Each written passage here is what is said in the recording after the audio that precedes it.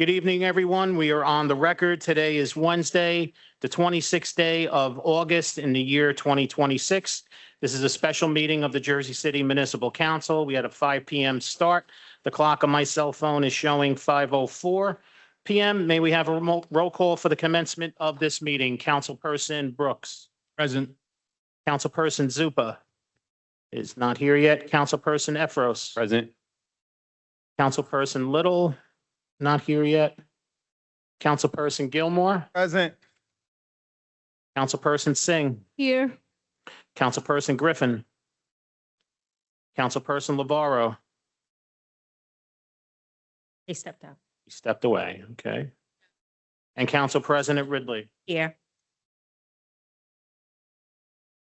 We have 6 council members in attendance at 5:04 p.m. Can we kindly rise for a moment of silence, please?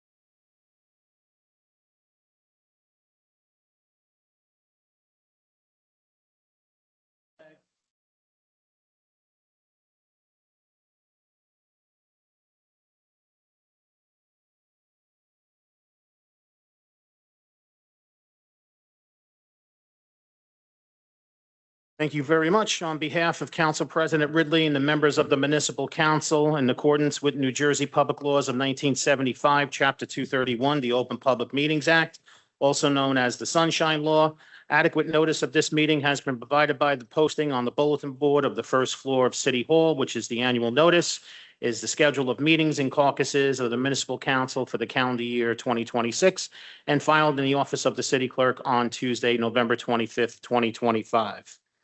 Notice of this meeting was sent out on Thursday, August 20th, 2026 at 5:12 p.m. and again on Monday, August 24th, 2026 at 4:55 p.m. In addition, at its time of its preparation, the agenda of this council meeting was similarly disseminated on Monday, August 24th, 2026 at 5:24 p.m. to the mayor, municipal council, business administrator, corporation council, and newspapers, and posted on the city's website so I can certify as to our total compliance with the Sunshine Law. If any new council member comes in, if you can just mark the time, because you know I'm going to be reading our amendment into the record. But before I get there, obviously, this is a special meeting, so there's no first readings, no second readings. And we're holding a public hearing on the amendment of the calendar year 2026 municipal budget. So by state law, I am required to read the entire amendment again into the record. So if you would all bear with me.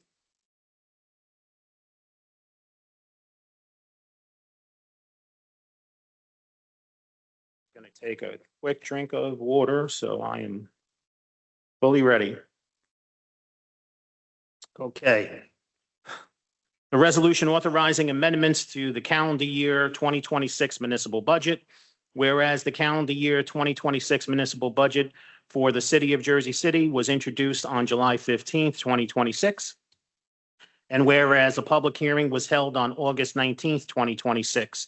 And whereas it is desired to amend said budget prior to adoption, now therefore it be resolved by the City Council of the City of Jersey City following as follows. Number 1, the following amendments to an approved calendar year 2026 municipal budget be made. Before I do that, I'll mark Councilperson Little present at 5:08 p.m. So we now have 7 council members present. General revenues. Number 3, miscellaneous revenues, Section A, local revenues. ABC fees and licenses. Count number 08-029 from 1 million to 1,120,000. Food vendor licenses, account number 031 from $1 million to $1,020,000. Carnival Festival licenses, 108-033 from $10,000 to $13,000. So person Lavaro present at 5:09 PM. So we now have 8 council members present. Parking enforcement permits and fees, account number 08042 from $2,400,000 to $2,480,000. Parking lot taxes 08044, from $8,900,000 to $8,916,000. Recreation program fees 08614 from $250,000 to $264,000. Car impound licenses and fees 08616 from $1 million to $1,045,000. Interstate waste 08170 from 0 to $361,850. Scrap metals 08615 from 0 to $454,264. Fuel reimbursements 08165 0 to $121,103. Lot cleaning charges from 08123 from 0 to $16,659. Recycling receptacles 08248 from 0 to $14,445. Total Section A, local revenues 08001 from $57,839,000 to $59,105,321. Number 3, miscellaneous revenues, Section B, state aid without offsetting appropriations. Building aid allowance for school aid 09203 from $523,503 to $531,319. Transitional aid 09212 from $120 million to $15 million. State loan 09213 from 0 to $105 million.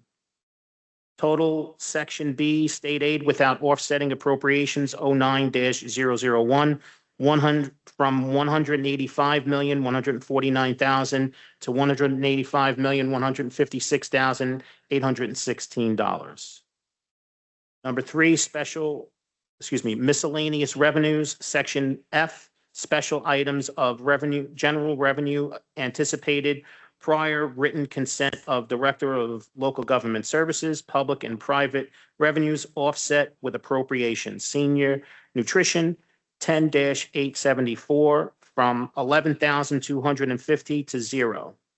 Total Section F, special items of revenue anticipated with prior written consent of the Director of Local Government Services, Public and Private Revenues offset with appropriations 10-001 from $23,474,295.44 to $23,463,045.44. Summary of revenues. Number 1, surplus anticipated, sheet 4, number 1, 08101 from $2,238,433 to $2,238,433. Number 2, surplus anticipated with prior written consent of the Director of Local Government Services, sheet 4, number 2, 08102 from 0 to 0. Number 3, miscellaneous revenues. Total Section A, local revenues 08-001 from $57,839,000 to $59,105,321. Total Section B, state aid without offsetting appropriations 09-001 from $185,149,000 to $185,156,816. Total Section C, dedicated uniform construction code fees offset with appropriations, 08-002 from 9 million to 9 million. Total Section D, special items of revenue, general revenue anticipated with prior written consent of the Director of Local Government Services, shared service agreements, 11-001 from $117,393 to $117,393. Total Section E, special items of general revenue anticipated with prior written consent of the Director of Local Government Services, additional revenues, 08-003 from 0 to 0. Total Section F, special item of revenue anticipated with prior written consent of the Director of Local Government Services, public and private revenues, 10-001 from $23,474,295.44 to $23,463,045.44. Total Section G, special items of revenue, general revenue anticipated with prior written consent of the Director of Local Government Services, other special items, 08-004 from $123,420,320 to $123,420,320. Total miscellaneous revenues, 13-099 from $399,008.44 to $400,262,895.44. Number 4, receipts from delinquent taxes, 15-499 from $3,182,466 to $3,182,466. Number 5, subtotal general revenues, items 1, 2, 3, and 4, 13-199 from $404,420,907.44 to $405,683,794.44. Number 6, amount to be raised by taxes for support of municipal budget, 0, all zeros. Number 8, local tax for municipal purposes, including reserve for uncollected taxes, 07-190 from $459,953,660.72 to $458,568,888.35. B, addition to local district school tax, 07-191 from $659,297 to $651,481. C, minimum library tax, 07-192 from $21,512,729 to $21,512,729. Total amount to be raised by taxes for support of municipal budget, 07-199 from $482,125,686.72 to $480,733,098.35. Number 7, total revenue, general revenues, 13-299 from $886,546,594.16 to $886,416,892.79. Number 8, general appropriations. A, operations within caps, all zeros. Office of the Mayor, all zeros. Cultural Affairs, other expenses, 20-112 from $423,481 to $443,481. Office of the City Clerk and Municipal Council, City Clerk's Office, salary and wages, again, pay close attention, account number 120 from $1,046,543 to $1,076,255. A couple more pages. Municipal Council Office, other expenses, 20-123 from $21,000 $857 to $45,926. Office of Assessments, City Assessor's Office, salary and wages, 20-150 from $1,068,599 to $1,134,455. City Assessor's Office, other expenses, 20-150 from $361,764 to $370,514. Department of Public Safety, Police salary and wages, 25-240 from $104,988,279 to $104,788,279. Quality of Life salary and wages, 25-273 from $4,347,520 to $4,395,520. Traffic and Parking salary and wages, 25-274 from $9,555,178 to $9,600,178. Department of Health and Human Services, HHS Director's Office, other expenses, 27-330 from $20,000 to $220,000. Community Health and Wellness salary and wages, 27-334 from $319,692 to $338,923. Senior Citizen Affairs salary and wages, 27-335 from $567,630 to $600,590.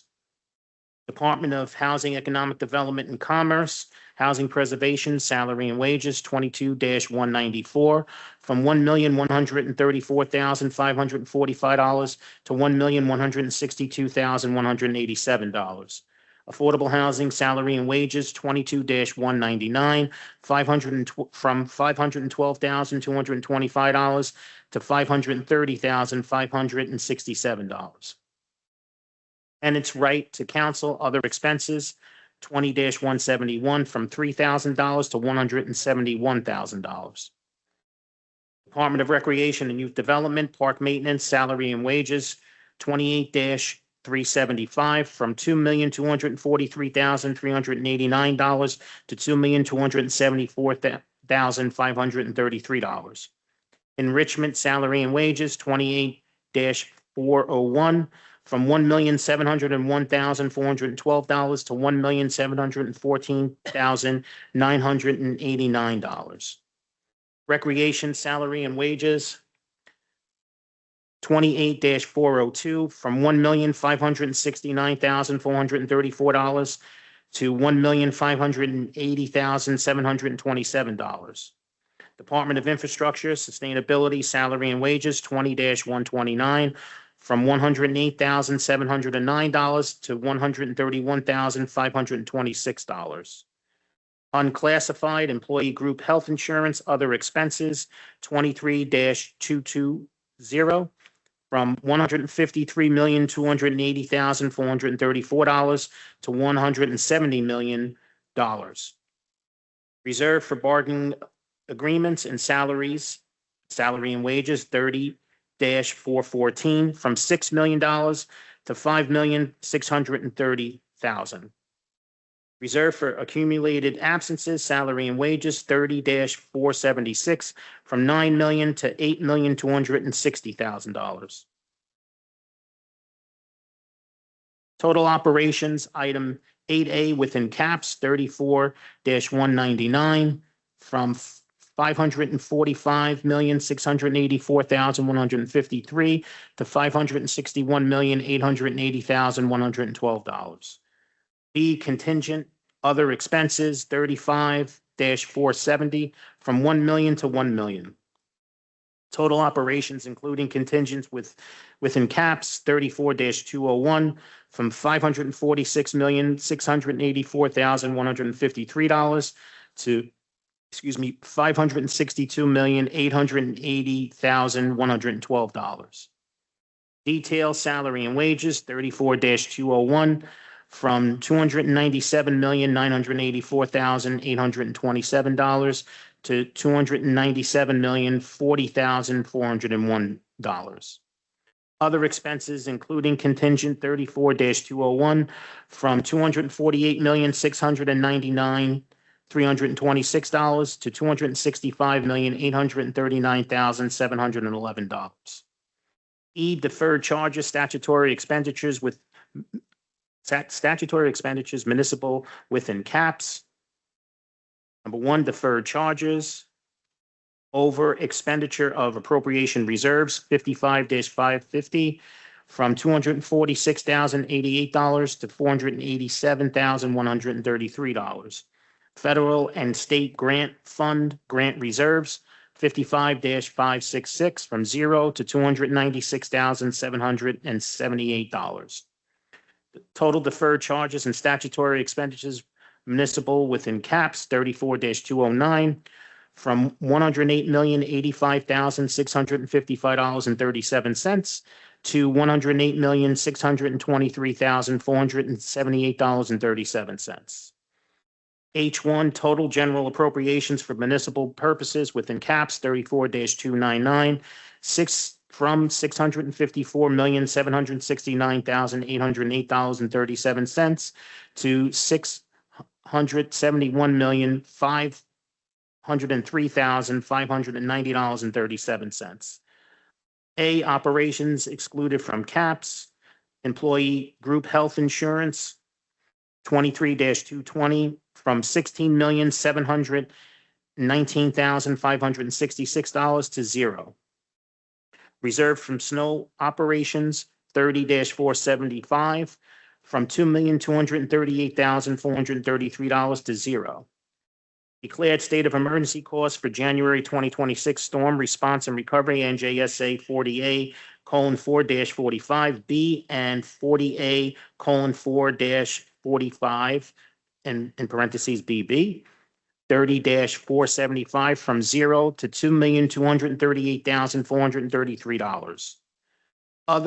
Total other operations excluding from caps, 34-300, from $53,470,728 to $36,751,162. Public and private programs offset by revenues. Senior nutrition, 41-874, from $11,250 to $0. Total public and private programs offset by revenues, 40-999, from $24,474,295.47 to $24,463,045.47. Total operations excluded from caps, 34-305, from $77,945,023.47 to $61,214,207.47. Detail, salary and wages, 34-305, from $0 to $0. Other expenses, 34-305, from $77,945,023.47 to $61,214,207.47. H2, total general appropriations for municipal purposes exclude from caps, 34-309, from $213,127,932.47 to $196,397,116.47. K, district school purposes, items I and J excluded from caps, 29-410, from $1,182,800 to $1,182,800. On the last page, everybody. O, total general appropriations excluded from caps, 34-399, from $214,310,732.47 to $197,579,916.47. L, subtotal general appropriations, items H-1 and O, 34-400, from $869,080,540.84 from $869,083,506.84. M, reserved for uncollected taxes, 50-899, from $17,466,053.32 to $17,333,385.95. Number 9, total general appropriations, 34-499, from $886,546,594.16 to $886,416,892.79. Summary of appropriations. H1, total general appropriations for municipal purposes within caps, 34-299, from $654,769,808.37 to $671,503,590.37. A, operations excluded from caps, other operations, 34-300, from $53,470,728 to $36,751,162. Uniform Construction Code 22-999, from 0 to 0. Shared Service Agreements 42-999, 0 to 0. Additional appropriations offset by revenues 34-303, from 0 to 0. Public and private programs offset by revenues 40-999, from $24,474,295.47 to $24,463,045.47. Total operations excluded from caps 34-305, from $77,945,023.47 to $61,214,207.47. C, capital improvements 44-999, from 0 to 0. D, municipal debt service 45-999, from $87,993,131 to $87,993,131. E, total deferred charges, sheet 28, 46-999, from $47,189,778 to $47,189,778. Judgment F, judgments, sheet 28, 37-480, from 0 to 0. G, cash deficit with prior consent of local finance board 46-885, from 0 to 0. K, local district school purposes 29-410, from $1,182,800 to $1,182,800. N, transferred to the Board of Education 29-405, from 0 to 0. M, reserved for uncollected taxes 50-899, from $17,466,053.32 to $17,333,385.95.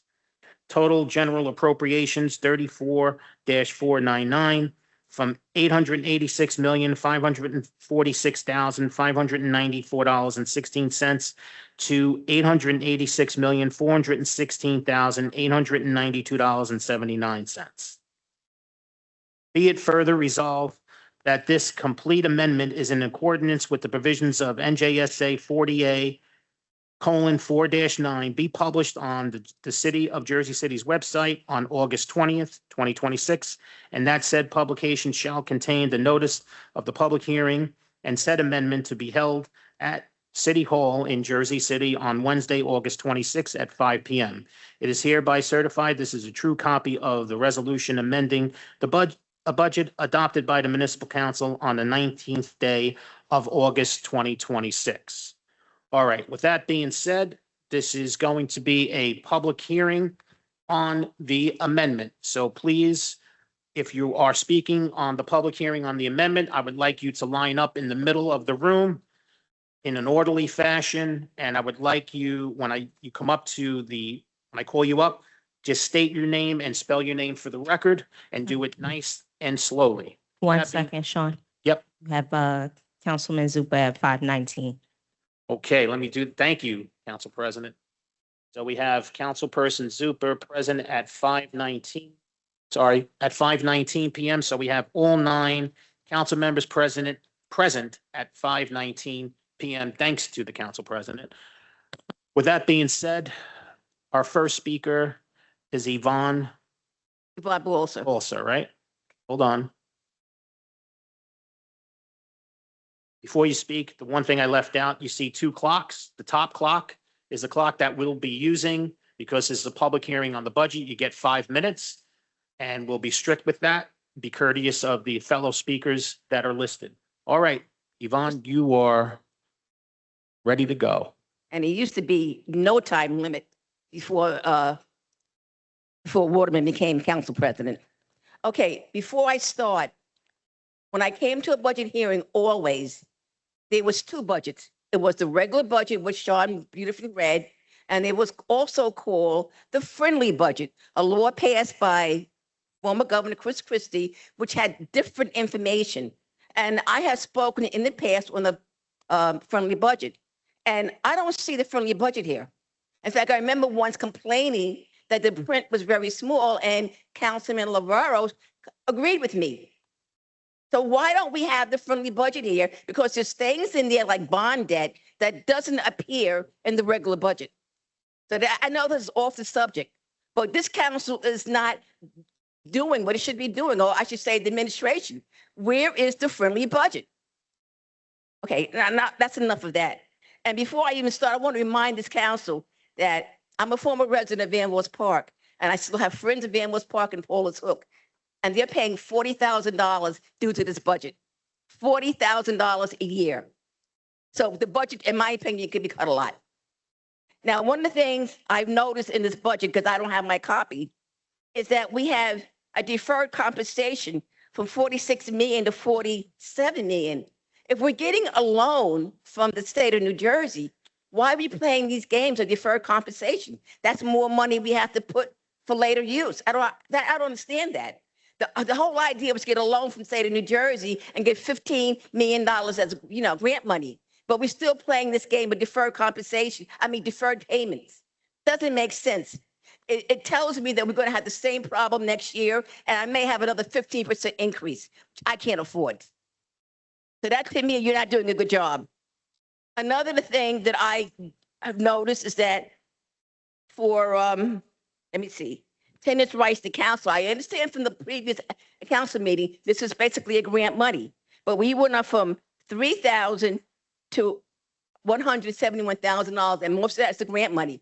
But you know what? If I were to appeal to the city council on my taxes, where is the law you're going to provide for me to sue the city on my assessment? Why must we only have something for tenants? They use my money to sue their landlords when something goes wrong, but you're not putting money in this budget for me to sue you if my assessment is too high. Why is there that double standard?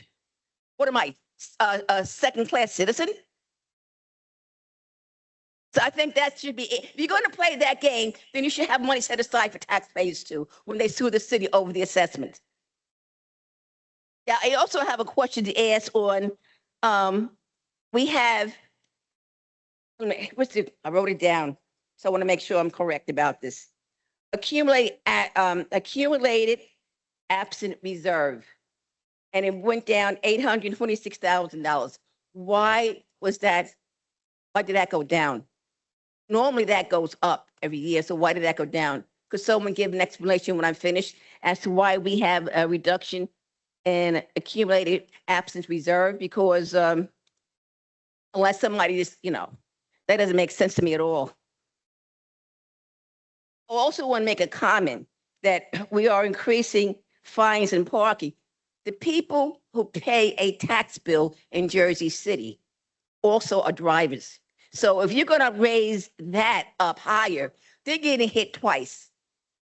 It's not as though they take mass transit. My husband and I took a car down here. So if you're going to raise that, we already had our taxes raised. We already had the water raised. So, it's just like we're getting hit over and over again in different areas. If it's not the water going up, it's taxes going up. If it's not the taxes going up, then parking fees are going up. So you're getting us in many ways. And it's just a horrible thing to see. Now, I would love to speak on on the reserve we have in terms of the bonding debt. But again, I don't have the friendly budget here. And there's a lot of questions that I would ask on that if it was part of this. And I don't know why it's an incomplete budget hearing for me. Because the friendly budget is the reason why Governor Chris Christie passed that law on the friendly budget. While this budget is very good, it doesn't go into details the way the friendly budget does. So I'm coming here and I'm not going to waste your time, going on and on. But there's questions I would like to ask on that budget. This does not appear. And I feel as though in the past, under Healy and even under the former Mayor Fuller, he had the friendly budget out here. Thank you very much. This is still a Council. public hearing on the. Council President, I'm sorry, City Clerk. I can just, to the administration and Ms. Choi, if you can inform the council when the friendly budget, I believe it's posted at the website, at the finance website, but when the 2026 version will be available of the friendly budget. Thank you. Sorry, Sean. That's okay. I'm just trying to get the camera back to where it should be. Just give me 1 second. Right. Addressed you as Acting Mayor Choi. Apologies. Stephanie Stars, right? Okay. When you are, ready when you are. How's that? Good. Feel like I've been watching a shell game all summer, right? The audit's got a different number. We've got our financial statements, our budgets have different numbers. The mayor throws out number after number. If I were to take each of you aside and say, can you dollar for dollar tell me how the $120 million from the state of New Jersey is being used? Would you all be able to explain dollar for dollar? And would you give me the same answer? Something I flagged to the council earlier this week via email was that our mayor on July 1st said, yes, we have bills on our books that could be deferred. This is the purpose of the $105 million loan. But when I open up the 2025 audit on page 90, it shows that only $57 million in deferred charges is being paid off in 2026, with the remaining $36 million to be appropriated to the 2027 budget. How is the city using the remaining $63 million? If you're not using it to pay off the deferred charges from the Fulop administration, what are you using it for? Why did we need to go ask the state for $120 million if we only needed $57 million? The people behind me are shouldering a 2.75% loan for the next 15 years. And this year they're taking on 15.1% increase in their property taxes. And I think that's the floor for them next year, could be higher. Now I have to question if the city is trying to set aside money, if they're trying to pay off all their bonds so that they could perhaps take on debt for another project. I thought it was strange last week with the kind of lack of kind of knowing what actually funds the Right to Counsel program.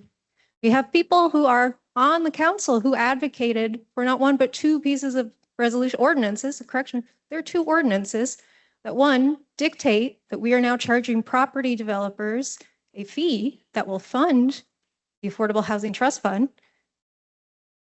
There's also a Right to Counsel ordinance that says it will be funded from a plan for the Affordable Housing Trust Fund. That plan was passed by resolution in April of last year. The next step is to submit it to a judge for approval. Why has the city sat on a funding source for one of their prized pieces of legislation for a year? Why were the advocates for that program from the DSA begging and pleading with the city to fund that program that has a clear funding source that has been sat on for the past year? Isn't that strange? And it turns out last year, the city, Jersey City, received a $400,000 grant from the state for Right to Counsel. It wasn't spent last year. The audit shows $400,000 remaining. In January 15th, I think the first meeting, this council passed a resolution granting Yes, I want to say 120, 130 to the waterfront project.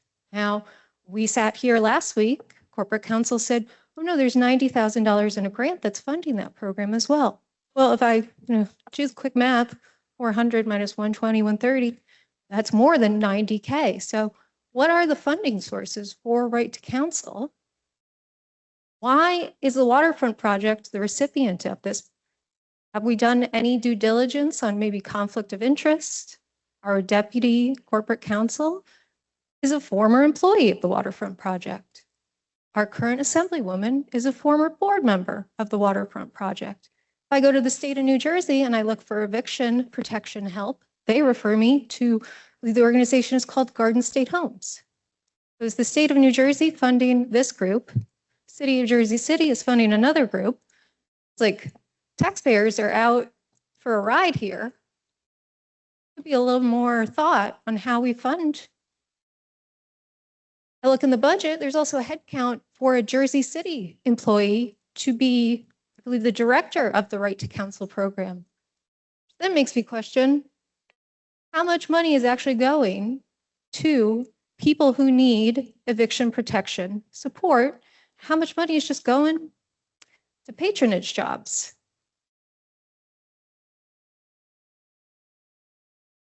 Thank you. This is still a public hearing on the calendar year 2026 budget amendment. Any member of the public wishing to be heard, please come up to the podium and state your name for the record. We don't call out, sir. Again, we don't call out from the Vern? audience. You speaking?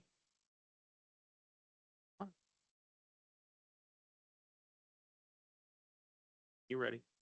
Vern, Webb, Washington. I just was listening about the budget, and I'm trying to get clarity. You don't have to answer me. I know you can't, but I'm trying to get clarity, like different departments with the salaries, but is there any money in there to help with the community in these budgets, like recreation, housing, and different stuff like that? Because I know I do a lot with recreation and the kids, and I raise my own money to what I do in the city with kids. And with recreation, like I got the kids down there now, the Dolphins playing football, I got to raise money for them, go on trips, raise money for uniforms, raise money for this and for that. So is there any way in this budget, is any of this money can go back to help the community, our kids with recreation, with education, with after-school programs and stuff? I would love to see some of that done.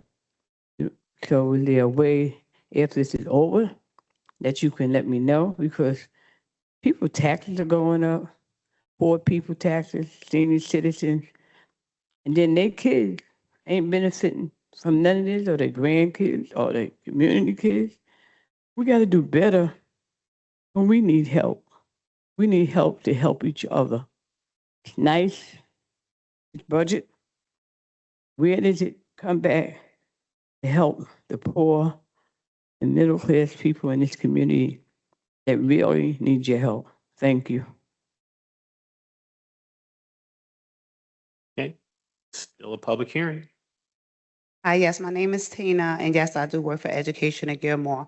I was just listening to the young lady was talking about the not the nonprofits like the waterfronts. That is so true. Education at Gilmore, you know, definite that our phone has definitely been ringing off the hook. We also have been helping out with TRA. We also had a meeting with Frank Maslin from welfare to find out what else we can do, because it is a crying out help for our community, for housing, and for anybody that's about to lose their house. So this is, I'm not up here to blame anyone about the budget, because it don't make no sense for us to keep blaming and pointing and all that other stuff. I know exactly what we need to do. We definitely got to roll up our sleeves right now, and we have to come together and find a solution of what we can do for our community.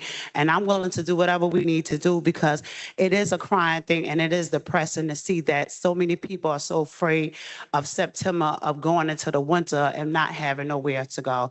So I thank y'all for making this meeting happen, Ms. Denise, and really being concerned about this because I know I don't want to keep riding around this winter, making sure everybody is in a safe spot and someone in a place of them living and stuff. And it's a concern of our city of that. So please, let's make sure that we give the funds to the right people, that the community is definitely going to get help. Thank you, guys.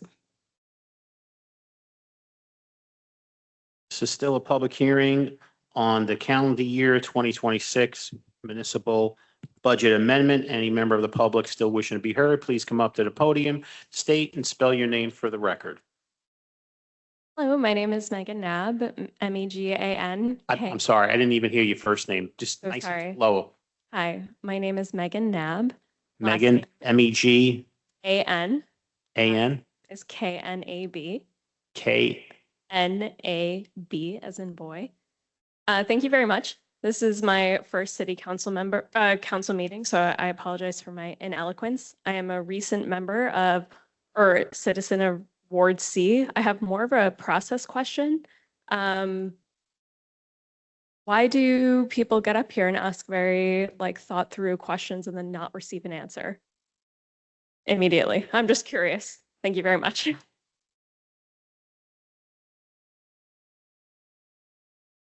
This is still a public hearing on the calendar year 2026 municipal budget amendment. Any member of the public still wishing to be heard, please come up to the podium and state your name for the record. Peter Carter, Petercarter. I want to know, C-A-R-T, Carter? yes, Carter. Got it. Is there any money in the budget to help the people with our property taxes? Instead of 15%, lower them. You guys got to understand something. We have homeless in Jersey City. With this 15.5% property tax, we're going to have more homeless people. There are people that cannot pay the rent. There are people that cannot afford the rent. And by y'all raising this property tax to 15.5%, we already got a lot of homeless in Jersey City, but y'all going to make it more homeless. And I may just be one. Something has to give. Something has to give. This should not fall on us. A 15.5%, that is devastating for us, for taxpayers to have to pay this here. Y'all have to do better. And all you as councils, if y'all vote yes on this here bill, shame on y'all. Y'all are not for the people of Jersey City. Just like our mayor of Jersey City, he is not for the people of Jersey City. He lied on his campaign about making Jersey City affordable. And what is he making Jersey City affordable? By raising property taxes 15%? How is that making Jersey City affordable? It's not making Jersey City affordable. It's making Jersey City people go homeless. And like I said, I'm about to be one. So you council members, I'm asking y'all, please do not pass this here bill. This cannot be passed. I'm going to be homeless. There's going to be so many people in Jersey City that's going to be homeless. That is too much of a money of a hike of 15.5%. So this falls on y'all. And if y'all vote, we voted y'all into where y'all sitting at now. Y'all are here to work for us. And to work for us, for the people of Jersey City, do not pass this bill. Thank you. This is still a public hearing on the calendar year 2026 municipal budget amendment. Any member of the public still wishing to be heard, please come up to the podium, state and spell your name for the record. Ocean. Hold on one second. We have a motion to close the public hearing on the calendar year 2026 municipal budget amendment made by Councilperson Gilmore. May I have a second? Second. Second by Council President Ridley. On the motion to close the public hearing on the calendar year 2026 municipal budget amendment, Councilperson Brooks. I'm sorry, can you ask the question again? This is to close public. The public hearing on the calendar year 2026 municipal budget amendment. Thanks, Sean. Aye. Of course. Councilperson Zupa. Aye. Councilperson Efros. Aye. Councilperson Little. Aye. Councilperson Gilmore. Aye. Councilperson Singh. Aye. Councilperson Griffin. Councilperson Navarro. Aye. And Council President Ridley. Aye. Motion carries 9-0 to close the public hearing on the calendar year municipal budget 2026 municipal budget amendment. Okay. All right, 1 second, Sean. sure. So I know that this is some people's first time at the council meeting. The council public hearing is the opportunity for the council to hear from the public and for us to hear your thoughts and concerns. It's not a Q&A. You know, most of those Q&A sessions that the mayor did, that's kind of the time to get those questions answered. When we're up here, we don't go back and forth with the public in a Q&A. You just get your time to speak, and we try not to interrupt your time because we want you to get your full time. So I hope that explains it a little better. Again, No we don't calling out. call out from No the calling out. audience. We do not call out from the audience. Sir, if you keep calling out from the audience, we're going to have to ask you to go outside. Okay, then please leave if you would like to leave.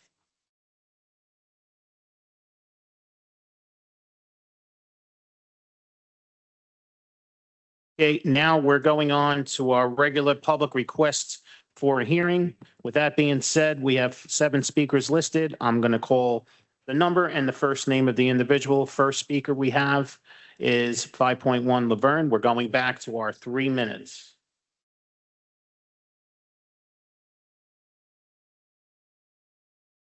Sean, thank you again. At the end of the day, I just hope before you all make your next moves that you would think about it.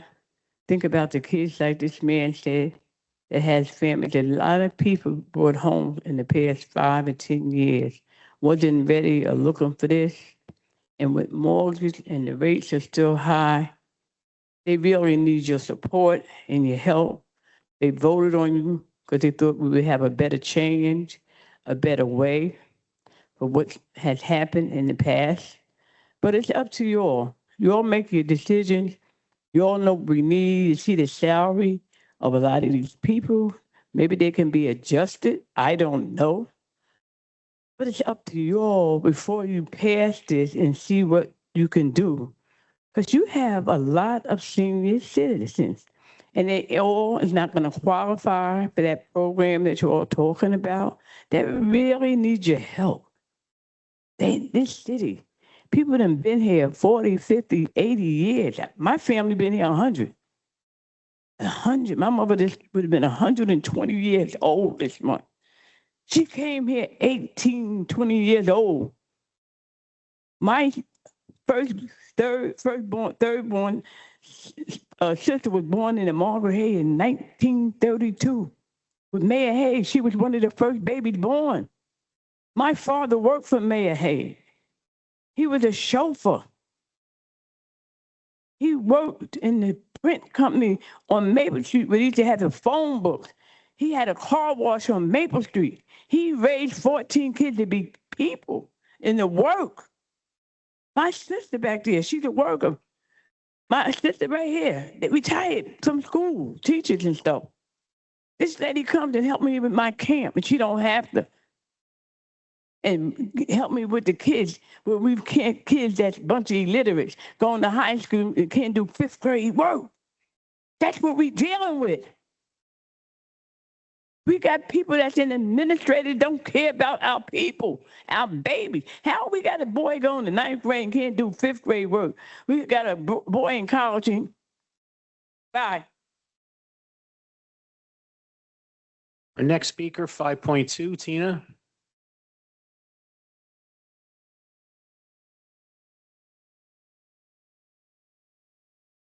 Yes, my name is Tina, and Tina Knowles, and I do work for Education at Gilmore. Justice for Drew. Justice for Drew. I just wanted to let everyone know we will be having something on Saturday, the 29th, if you're free. I want to thank you, Ms. Denise, for helping us out with the building. I tell everyone, if you reach out to you, you will definitely pick up the phone and help out the solution. So I really appreciate. And I want to thank all the council people up there for all your aides and stuff for reaching out, and we've been connecting together and helping out the community. I think that's one good thing about that, because it's just not our community, it's the whole community as us helping out. Again, I don't want to be up here blaming what went on with the money, but I know we need a solution of what we can do. I was just saying, maybe we can do community assisted fundraising. Maybe we can organize a fund, different things. Chief Staff Erica was talking about maybe we can have a concert, because we have a lot of stars from here that was here. Heather B, a lot of them, I forgot a couple of names I was about to say, that was here, and maybe we can make a fund for our community. I know in our building, Education and Gilmore, when they were swapping out from Karim to housing, a lot of people owe rent. So instead of putting them out and making them homeless, we was able to do different fundraising to raise them some type of money. So maybe we could have a different budget that we can have that, so we wouldn't be able to be homeless or no one be able to lose their housing. So I'm just giving a couple of ideas out there, so we'll be able to help our community instead of us continuing pointing fingers and stuff and just coming up with a solution, because the winter time is coming and people are definitely afraid, and we don't want to go into the winter being afraid. We want to make sure to let them know that their house is a safe space. That's what the houses and the homes and apartments should be. It should be a safe space. So let's work together, guys. Thank y'all again. Okay, our next public speaker, 5.3, Yvonne.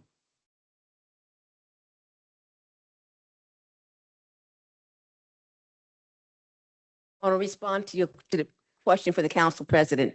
The budget was not out when the mayor had his budget hearings. So there's no way I could have asked the mayor why we have deferred charges that went from 46 million to 47 million, while we have a loan from the state of $105 million.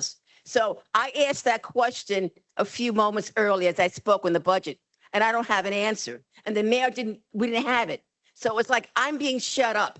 That's what it is. There's no answer to that question, nor is there an answer to what I asked about the deferred compensation going down. Why did it go down? I mean, my tax dollars paid this. And let me tell you something, and I told this to one of the councilmen. When I lived downtown until I sold my house in 2012, I paid for one home $350,000 to this city, the Board of Ed in the county, and I get nothing out of it.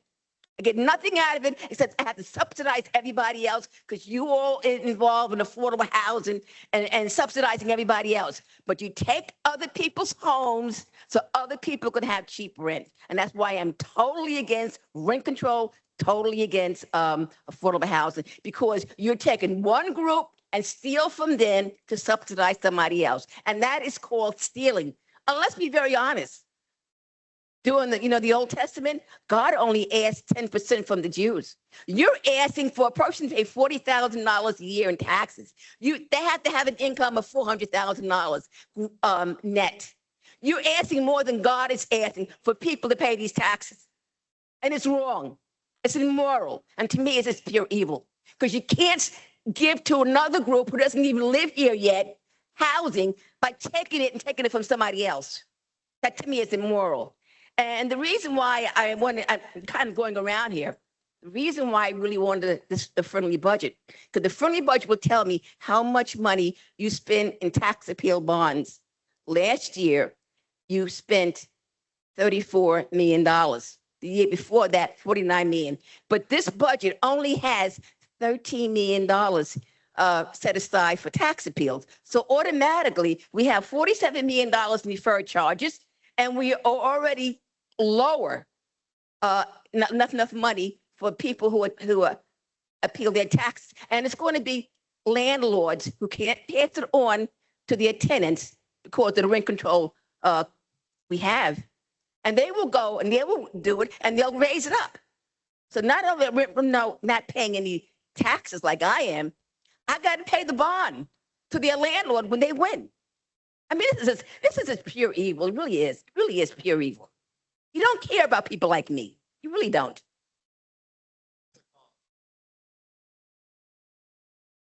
Next speaker, 5.4, Charlene. I didn't see her.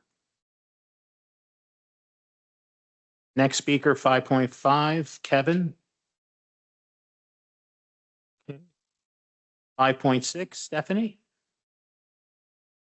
Yvonne? Can you give me 5 minutes? I'm gonna try to get you some of those answers. Go ahead, Stephanie.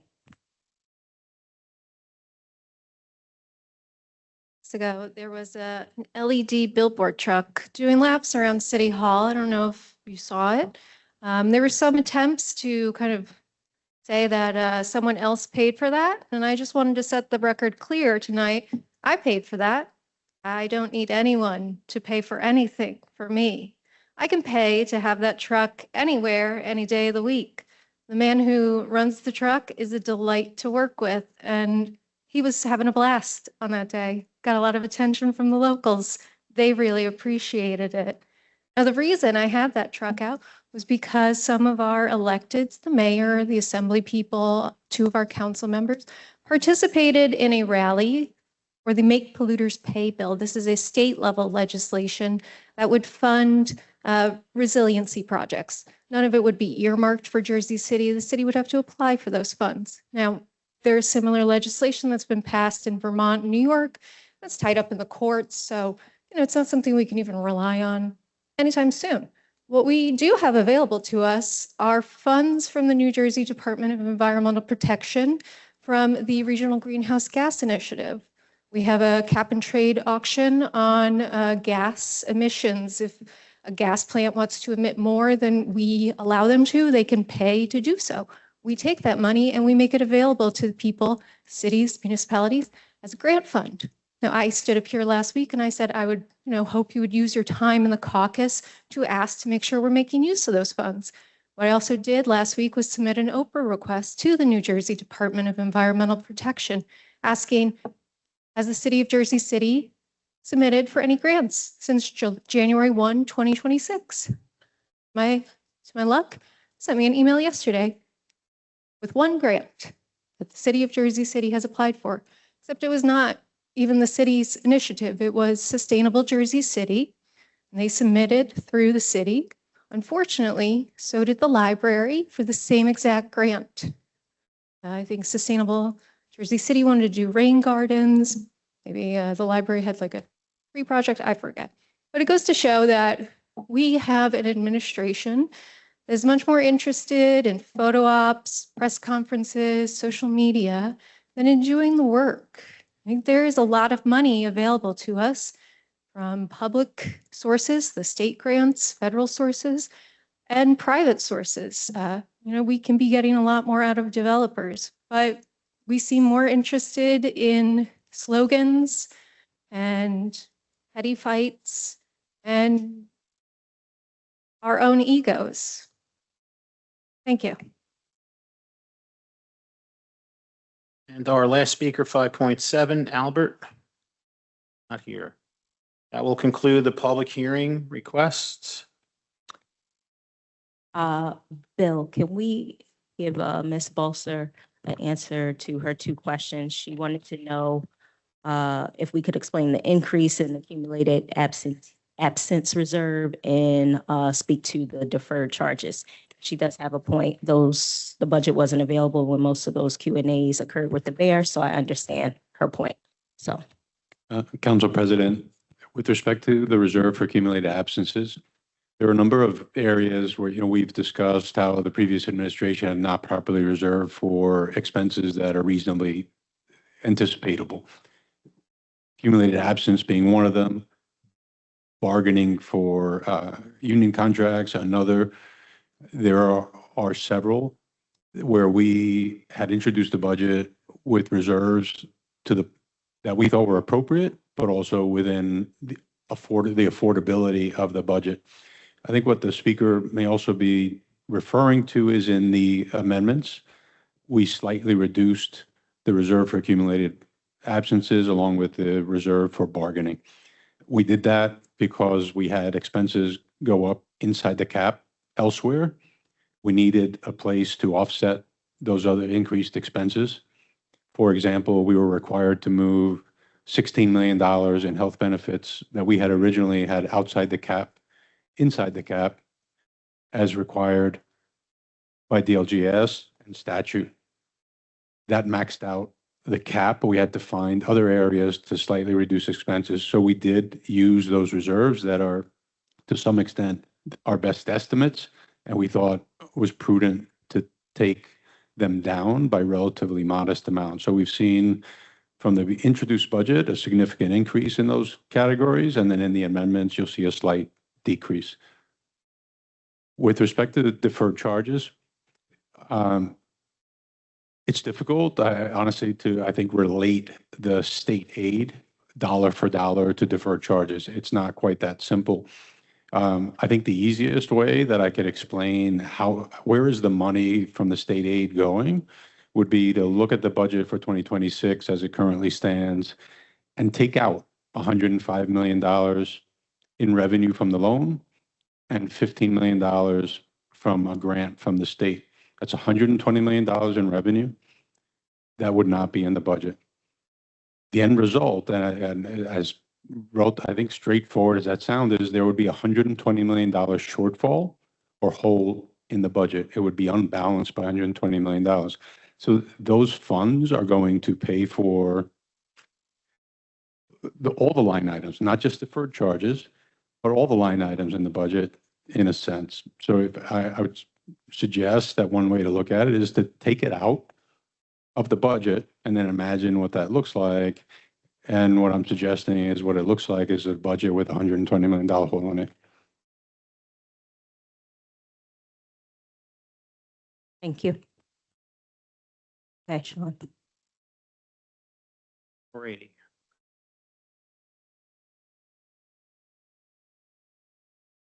There are no petitions and communications, no officer communications, no reported directors, and no claims on this special meeting. There are two resolutions on the meeting. First one is a resolution authorizing additional amendments to the calendar year 2026 municipal budget, resolution 26-535, and then 10.2 resolution to adopt the calendar year 2026 municipal budget as amended, resolution 26-536.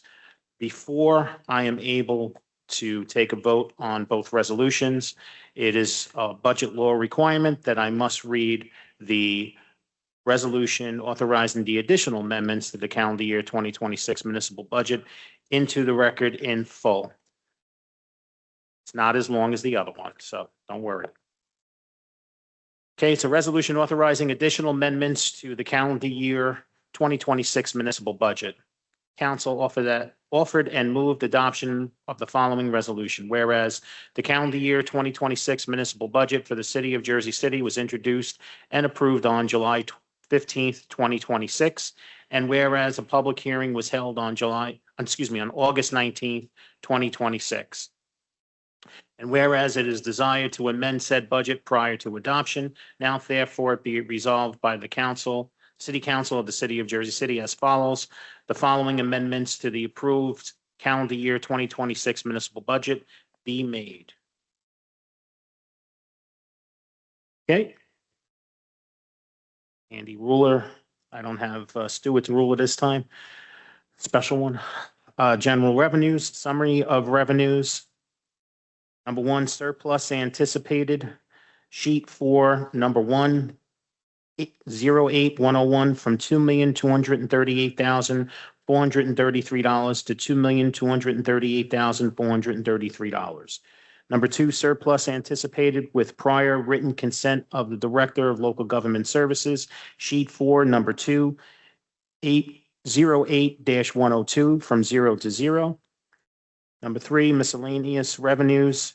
Total section A, local revenues 08-001 from $59,105,321 to $59,105,321. Total section B, state aid without offsetting appropriations 09-001 from $185,156,816 to $185,156,816. Total section C, dedicated uniform construction code fees offset with appropriations 08-002 from 9 million to 9 million. Total Section D, special items of revenue, general revenue anticipated with prior written consent of the Director of Local Government Services, Shared Service Agreements 11-001 from $117,393 to $117,393. Total Section E, special items of general revenue anticipated with prior written consent of the Director of Local Government Services, additional revenues 08003 from 0 to 0. Total Section F, special items of revenue anticipated with prior written consent of the Director of Local Government Services, Public and Private Revenues 10-001 from $23,463,045.44 to $23,463,045.44. Total Section G, special items of revenue anticipated with prior written consent of the Director of Local Government Services, other special items 08004 from $123,420,320 to $123,420,320. Total miscellaneous revenues 13-099 from $400,262,895.44 to $400,262,895.44. Number 4, receipts from delinquent taxes 15-499 from $3,182,466 to $3,182,466. Number 5, subtotal general revenues, items 1, 2, 3, and 4, 13-199 from $405,683,794.44 to $405,683,794.44.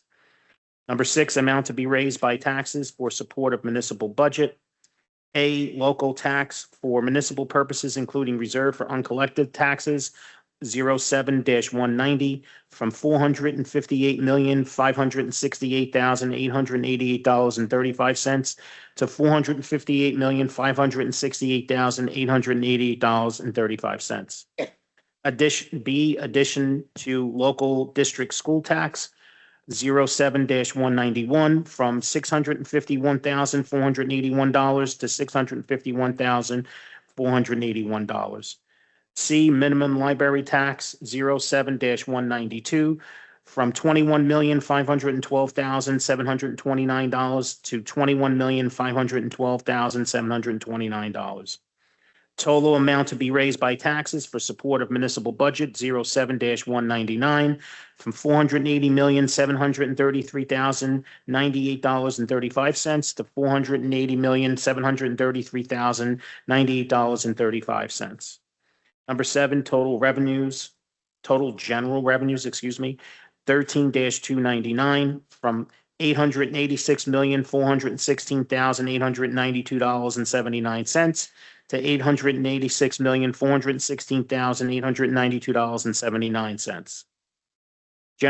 Number 8, general appropriations, unclassified, insurance fund commission, other expenses, 23-210 from $23 million to $22,529,000.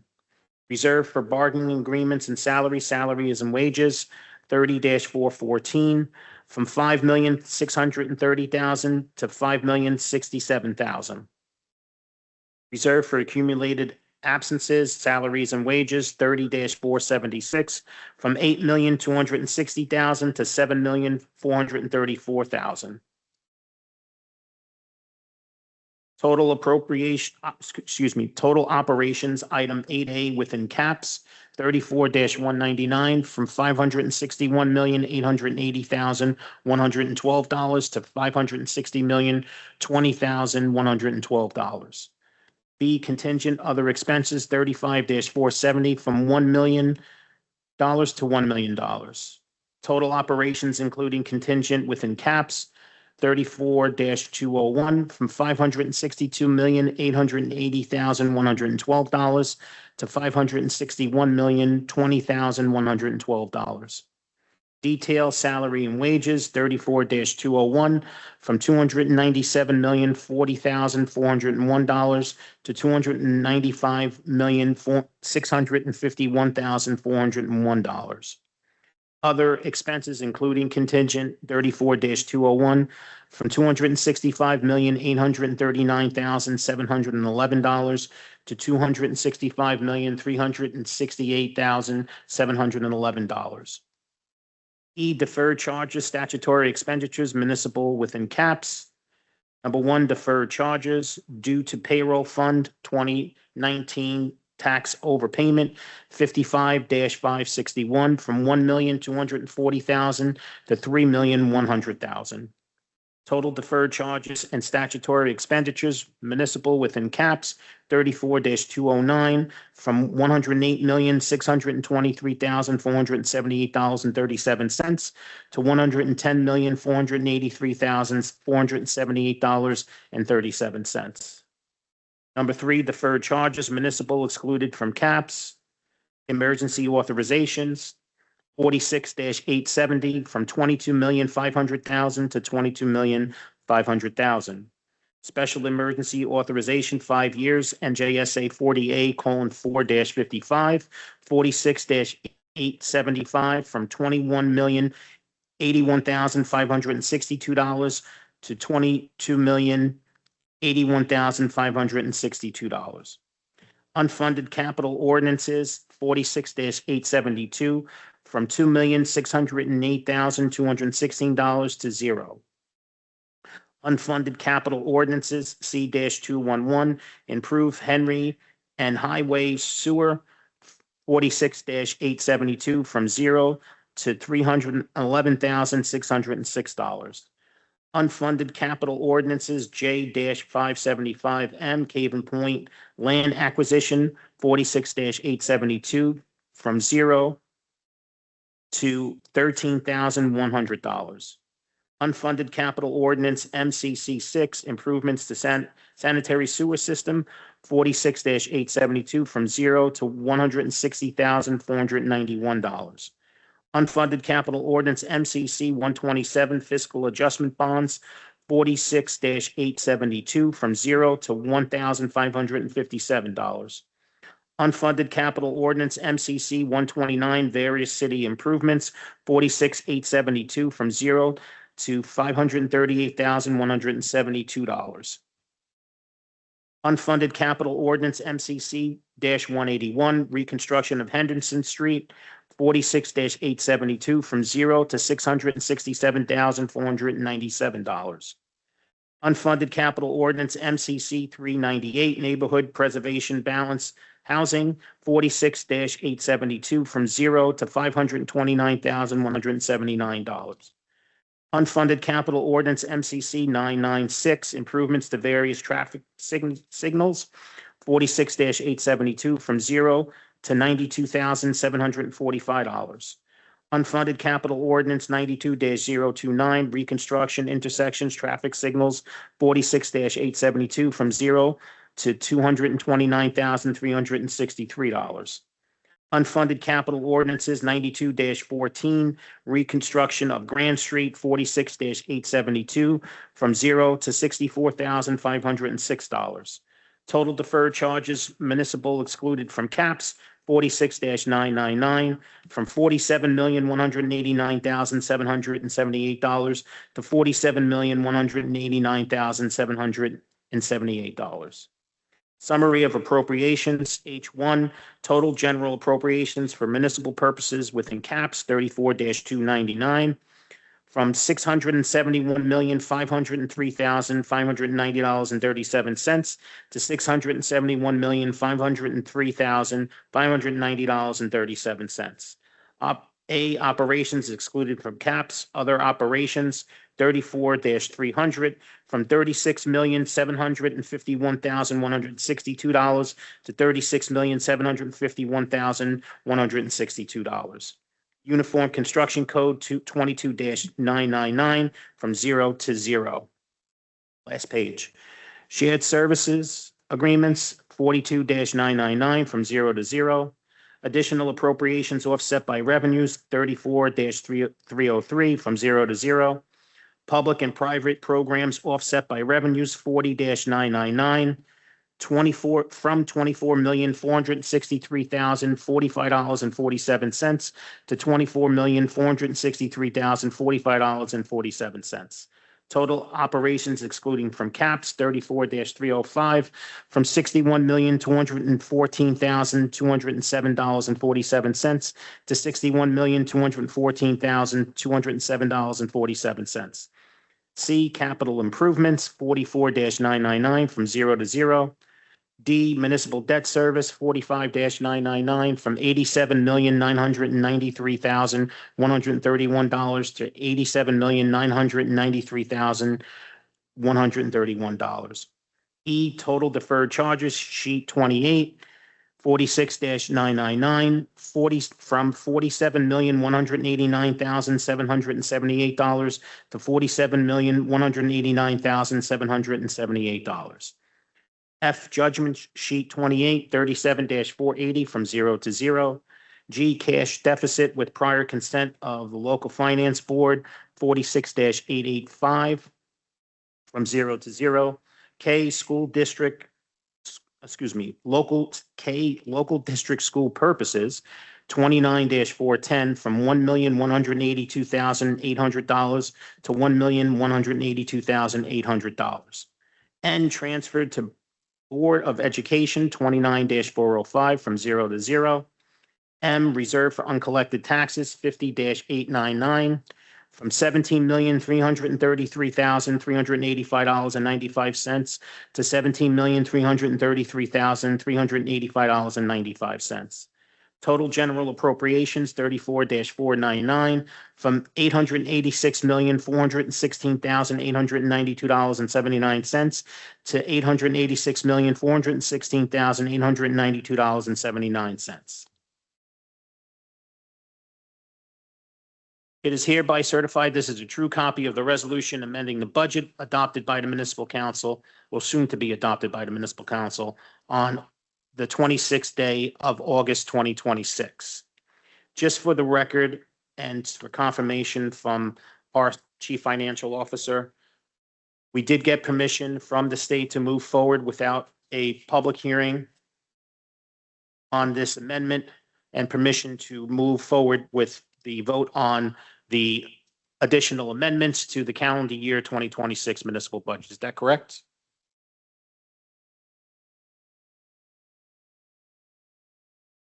Yes, clerk, that's correct. Thank you so much. So council members, On. yes. Ask the administration give a brief explanation as to why we have these amendments, since the amendments we all voted on last week are in this agenda today, but so are additional amendments that we all saw just earlier today.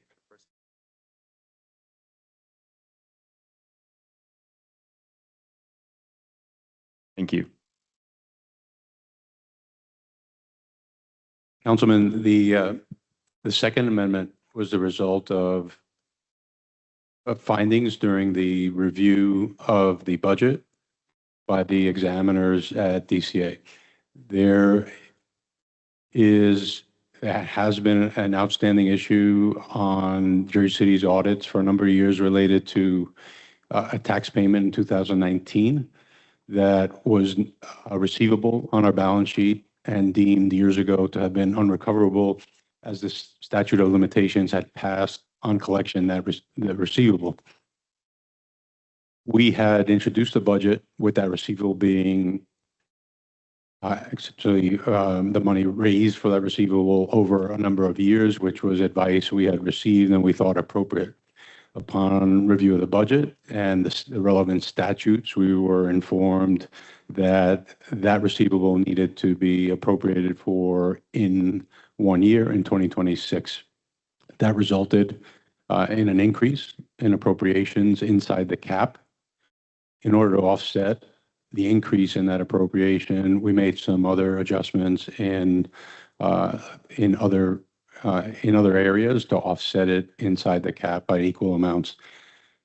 The other change in the amendment is really simply detailing what had been a deferred charge that we had in one line item, and we detailed out the same amount in multiple line items in more detail. So that one did not change the overall budget. The first one did result in higher appropriations and the need to offset the increase in appropriations by an equal amount. Thank you. And DCA has been involved throughout this budget process, reviewing each of the amendments, of course, to say the original budget that was proposed, but they only caught this required payment in the past days, and that was communicated to the administration only in the past day or so. Is that correct? That's correct, Councilman. We have been going through very thorough review of the budget with their exam team. That has been ongoing throughout the entire process up to really through yesterday. And the statute does require us to appropriate for that amount in 1 year. And so we made that change. Just as a final question, since this is the really first opportunity we're getting to talk about all this with the public, as Director of Finance Department and CFO, in your estimation, the money being moved from the different reserve areas toward this about $13 million payment or so, those are appropriate changes that we should make, and they're not putting those kinds of reserves at too great of a risk in this budget? So the change inside the cap that I referred to that relates to a 2019 tax overpayment was $3 million. So we had put in, I think, $1.2 million. We had to add $2 million and change to it, so that the entire change was really just a couple of $1 million, a little bit over that. And so we took that out of reserves. I am comfortable that that amount taken out of 3 separate reserve accounts, none of which are more than 10% of a single line item, are certainly reasonable adjustments to make. Excuse me, I misspoke. Thank you. Yep. And if I can just ask one follow-up question. Thank you for the explanation. Because these amendments are coming from DCA and because DCA has power to essentially veto any changes we make to the budget, is it essentially mandatory that we pass DCA's changes? This last change that I referred to that relates directly to an overpayment in tax in 2019 is clearly a statutory requirement. It is our initial introduced budget where we thought we could spread it out over multiple years. That was not correct. It's clearly into the statute. It's something that needs to be addressed in 1 year. Candidly, should have been addressed in previous years. It is one of the many things that has been carried over. Multiple audits have flagged this issue, and we're cleaning it up now. Okay. Thank you for the clarification. All right, council members, will you prefer to vote on these items individually, or would you want to just vote on them as we normally vote on resolutions from 10.1 to 10.2? You're saying, do we want to vote? I'm sorry, repeat. I'm Do we want to giving vote all together? council the option to either vote together from 10.1 and 10.2 or vote on them individually. Let's vote on them individually. Okay? Very good. With that being said, I'm going to be taking a vote on item 10.1, City Resolution 26-535, which is the resolution authorizing the additional amendments to the calendar year 2026 municipal budget, which I read into the record in full. Councilperson Brooks. First, thank you, Clerk, for your encore performance of the unified amendment. It's a long one. Thank you to my colleagues for all of your input in this process, to the staff of the mayor's administration who took our input and helped achieve a consensus, and to all of the residents who made their voices heard at community town halls, online, and here at council meetings. I'm voting yes for this budget as amendment. This process, unfortunately, was to some extent preordained when we voted. Getting a little feedback? Just for the amendment. Just the amendment. Just the amendment. I read into the record. 10.1. You're always here for me, Sean. You're always No, here. he's flowing though, Sean. Let him flow. Don't worry, my head will still fit. I'm through the giving door. Councilman Griffin more material for me. Let him flow. Anyway, I vote aye. Keep it moving. Councilperson Zupa. You're not gonna repeat all that again. But this is just for the amendment. I vote aye. I'll save my comments for 10.2. Councilperson Efros. Aye. Councilperson Little. Aye. Councilperson Gilmore. Aye. Councilperson Singh. Aye. Councilperson Griffin. Councilperson Lavarro. Aye. And Council President Ridley. Aye. City Resolution 26-535 is approved unanimously 9-0. On to our last resolution, which is 10.2, Resolution 26-536, which is a resolution to adopt calendar year 2026 municipal budget as amended. Councilperson Brooks, now is the time to shine. Thank you, clerk. All right. No, I'm going to start from where I left off. I'm not going to do that to you, Tom. So what this budget doesn't do is fix our torn up streets. We're going to address that in the capital budget. It doesn't stop scofflaw landlords from abusing tenants. Tenants have to organize to do that. It does not tax the rich proportionate to their income because we're preempted by state law. And it does not force austerity on our city workforce through mass layoffs. And that's a good thing. What this budget does do is it funds our public safety department to make sure someone answers the phone when residents call 911, to get illegal guns off the street, and to maintain some of the fastest fire response times in the state. It funds our right to counsel to keep poor and working class people in their homes. It restores some provisional employees to employment, including the HHS employee who helped transport our seniors. And it gives us a fighting chance to stay afloat as a city by consolidating our debt at a lower interest rate and funding the operations of our city as is. We are governing under Mayor Solomon's administration, but in a reality and structure left to us by Mayor Fulop and our predecessor council. I don't fault my predecessors. I have seen Mayor Fulop obfuscate, bully, and outright lie to achieve what he wanted. I am aware that he did not operate in a transparent manner the way this administration is committed to doing. Residents are upset, and I understand. You all voted for affordability and a more effective and caring city government. The hard truth is our city operations, as imperfect as they are, were not fully funded from year to year, which created an illusion that no tax increases on the municipal levy were possible from year to year. Someone in Hudson County politics said to me, how could inflation go up so drastically in every other area of government and the economy, but not for Jersey City government? We were living in a mirage, and it was not sustainable. My promise to the residents of Ward B is to be responsive when you call and email, to watch where and how our tax dollars are spent, and to oppose austerity that would result in worse services and job loss. And with that, I vote aye. Councilperson Zupa. Thanks, Sean. I also want to thank our residents who attended our town halls, both the ones we did in Ward C and, well, all the ones I did in Ward C, the ones I did with my council colleagues.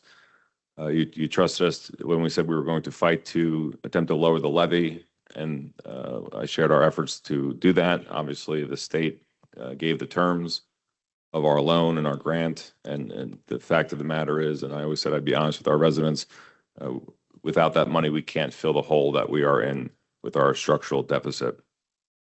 I appreciate to our residents who, even in their anger, which was justified, and frustration, which also justified, they always asked us what they could do to help us to fight for a better city. So I appreciate that. I told you at prior meetings that the responsible thing, because of our structural deficit, would be to raise taxes. And I was elected to act responsibly, whether the decision was popular or not. This is certainly not a victory today. The pain of this tax increase will be felt in every corner of our city for working families. Okay, ma'am, you've been here enough to know we don't call out. Every property owner pays the same tax, man, but I appreciate your frustration, your sentiment as well. Especially for working families and residents, and that's through no fault of their own. We all know how we got here. There was a lot of discussion on that, but we need to discuss where we're going. At its core, our job as a council is to protect our residents, help pave and clean our streets, pick up garbage on time, provide recreation, open space opportunities, and help make our city more affordable. At times and at certain sections, this budget did not reflect those values. I certainly cannot justify to our residents or explain to our residents why we had money for new non-essential hires or some raises, but our library in Ward C is closed. Our park at County Courthouse is stalled for the near future. I had to fight for $20,000, which I appreciate the administration in finding, to keep our museum open. We have to do better to prioritize our seniors, our families, our children throughout Jersey City. We have still a lack of an emphasis on workers' rights at construction sites where jobs are performed daily without the union protections that our workers deserve in a safer environment. We need to build real homes. What we see has been a free-for-all with some of the development, and this is coming from someone who was pro-housing and recognized the need for to build more housing to lower rents, lower costs on homeowners, and fix the regional housing crisis that we're in. But having thousands of new units come online that are no bigger than micro units is not providing real affordable homes for our residents. We need to enforce our construction code, which is being flouted on a daily basis because many contractors and developers know they can get away with it because they've gotten away with it in the past. And we need to do better at responding to simple things like parking enforcement violations. We as a council certainly need to truly be reformers and reshape government. So if we're going to talk about where we're going in the next cycle, budget cycle, we need to fix where we have departments that have a director but no resources dedicated to it. And we certainly cannot put another burden on our residents in 2027. I am and will continue to be ready as a partner to this administration. And we certainly need to work on our communication and our efforts working together so we can deliver for the people of Ward C the way they deserve. I vote aye. Councilperson Efros. There are Jersey City families for whom this is existential, and there's no denying it. 15% tax increase, or 15.15 specifically here. It doesn't just hurt some families, it's make or break, and that has to be reckoned with. But it is the tool that we're left with. Trenton has given us a loan to invest in our balanced budget, but at a mandated cost of a 15% tax increase. And that property tax is the revenue tool that we have. It is flat, it is regressive, and progressive taxes that target corporate properties or progressive taxes that target the highest incomes, the wealthiest individuals in Jersey City, those are not legal for Jersey City to levy. And discussing plans for relief for small homeowners, for owner occupiers, this segment of taxpayers, these are blocked too. Those plans for relief are blocked too without new state legislation coming to empower us to do so. And beyond this budget vote, I will be fighting for Jersey City to be empowered to tax the rich and to get the tools we need to avoid these continued burdens on working class homeowners that get passed on to working class tenants so often. Because these burdens should not be ours to have to shoulder. The skyrocketing healthcare costs where corporations, again, are profiting off of every city hurting and burdening more and more of their homeowners. Burdens like the years of mismanagement of our finances in Jersey City under the former Phillip administration, and then also burdens like the decades of neoliberalization, the worsening of city services as they get privatized and as they get pricier. Now, within the tight constraints of the 2026 budget process, I've taken feedback from my town halls and office hours, and I thank every resident that has come in and offered insight, offered direct experience, personal stories, their fears, their ideas. And I've tried to put all of that toward at least some small steps toward this city's money being actually put to work for working people. A modest cut to excess police overtime is in there.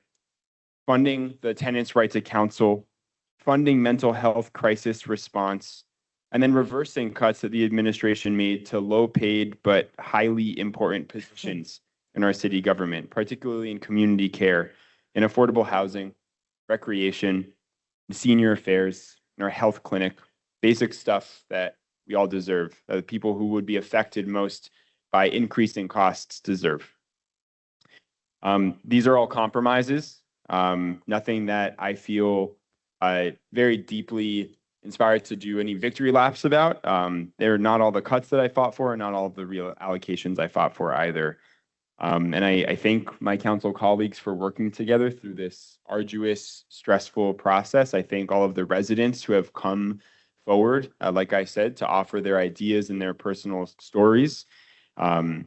And I appreciate the administration in treating us more often than not like partners in this process, and the hard work you have all done, even when there have been disagreements. So I vote aye while looking ahead to the 2027 budget, which I know we're all going to be working on very, very soon, so we can avoid anything like this process happening again next year. Councilperson Little.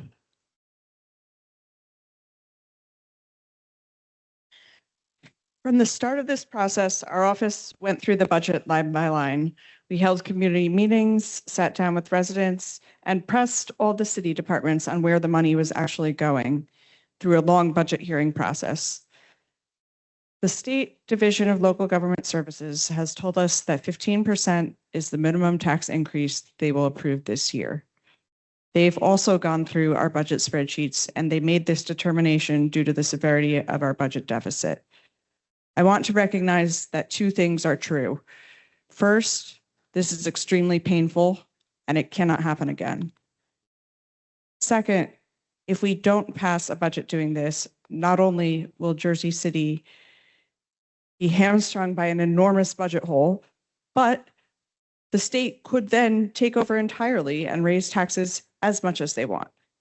There is no good option here.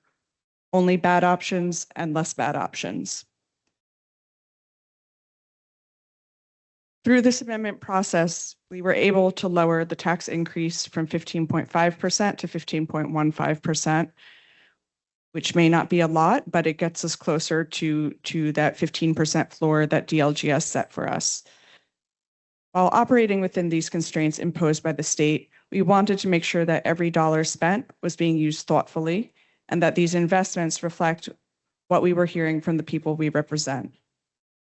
This amendment package moves $200,000 out of police overtime and puts it where Jersey City residents told us it was needed. It increases funding for right to counsel by 50%, protecting tenants in our city. It expands mental health crisis response and recreation and youth development. It reinstates the senior bus driver and provides resources for park maintenance across the city. I want to thank my council colleagues and our council president for helping guide us through a challenging budget season. I also want to thank the administration for collaborating with us through this process, especially Stu, Isaac, and Bill for their willingness to engage with the council, answer our questions, and work through these priorities. And I want to thank all the city workers who brought their concerns to us. Most importantly, I want to thank the residents who reached out, who voiced their concerns, who participated in our community meetings, attended budget hearings, and made their voices heard. I'm proud of what these budget amendments mean for the people who count on these essential city services every day. And I think that they are improvements to the budget we were given. but still recognize that there are many places where this budget falls short. There's a lot more work to do. We will be getting to work on the 2027 budget so we can avoid another double-digit tax increase and still make sure that we're providing critical and compassionate city services that our communities rely on. With that, I vote aye. Councilperson Gilmore. I thank all the residents who have voiced their concerns during this whole process. I get the outrage, I get the backlash. It is fair for residents to question elected officials on campaign promises. It is fair for residents to ask questions of elected officials and to hold us accountable. I appreciate the administration's proposed corrective actions, but because of several of these findings have occurred repeatedly, the city needs more than just assurance. We need measurable benchmarks, responsible parties, internal deadlines,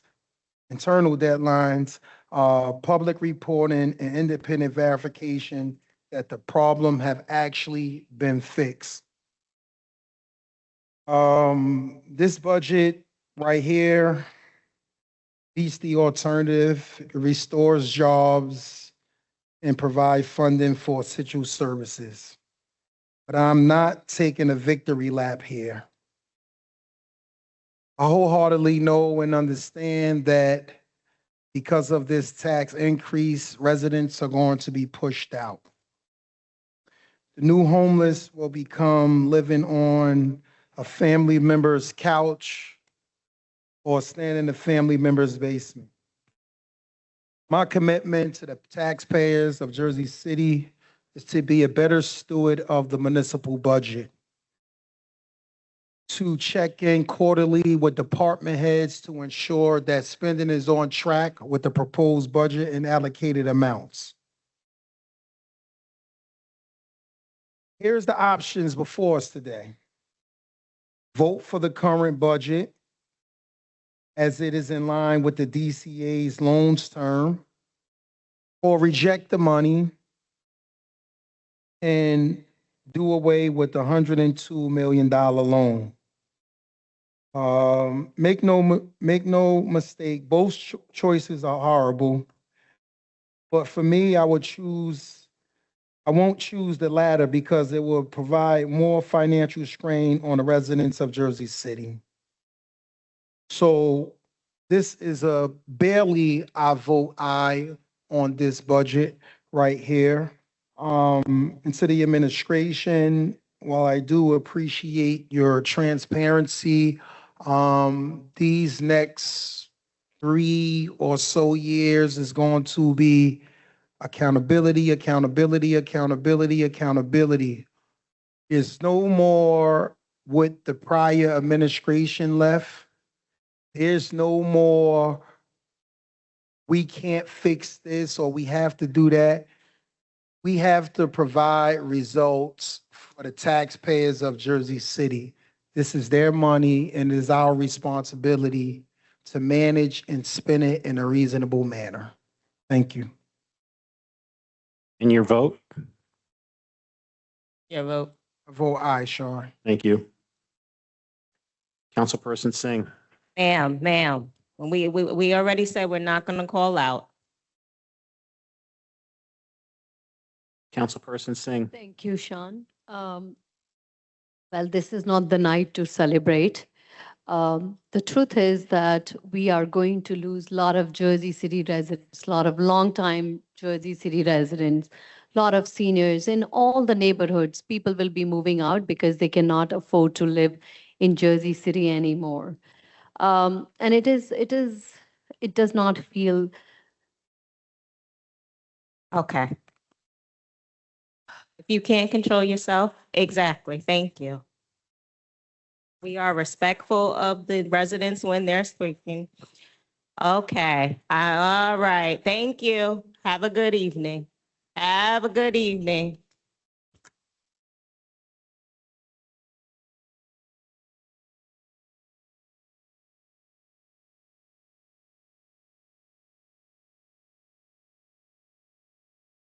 Councilperson Singh. Councilwoman. And just to be clear, no, we are not happy about it. None of us are celebrating. None of us are taking a victory laugh because it feels really bad when we are having eye contact with people and they are asking us, "What did you do?" Unfortunately, yes, this is what we said we would never do, but we are voting today yes because what else we can do? Um, and we have to think about different ways to generate revenue. We can't just burden taxpayers anymore. It feels the anger from resident is fair, absolutely justified, but it hurts. It hurts a lot.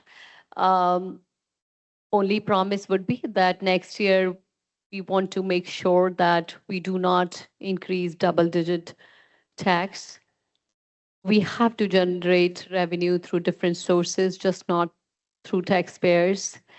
I would say that today, when I organized an event at Senior Center, and seniors were asking about uh, the bus driver, the bus for Walmart, and when I shared the news that most likely you will have your bus driver back, there was excitement. They were happy. So you know, of course, it is a tough time, but getting back a service that is really important for our seniors, it felt good. Um, I also feel good that we have budget for mental health. We are expending um, budget for mental health and for park maintenance, and we will have two staff members for park maintenance. So when people are paying so much tax, of course, they want to go out and feel safe and want clean parks. So something coming out of it, and I feel positive about it. Um, but work is getting started. 27 is almost here. Um, and thank you, everyone. Thank you, my colleagues, and thank you, administration, for keeping us in loop, sharing good, bad, ugly with us, time to time, sharing what is being done, what is happening. Every email with the new updates was shared. So I thank you, everybody. But today, with my sad heart, I vote yes. Thank you. Councilperson Griffin.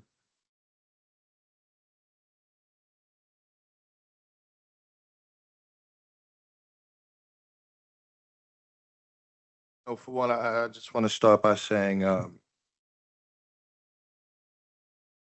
it's been pretty unfair on homeowners not hearing about what type of relief we can bring to them. So myself and some colleagues actually had a meeting in Trenton today with the DCA to discuss some of the things that we can do for our homeowners here in Jersey City to help offset costs of the taxes. So, we have that to bank on them coming out and working with us and all of that good stuff. And look, I understand the passion coming from Jersey City residents. I also understand and accept the criticisms as well.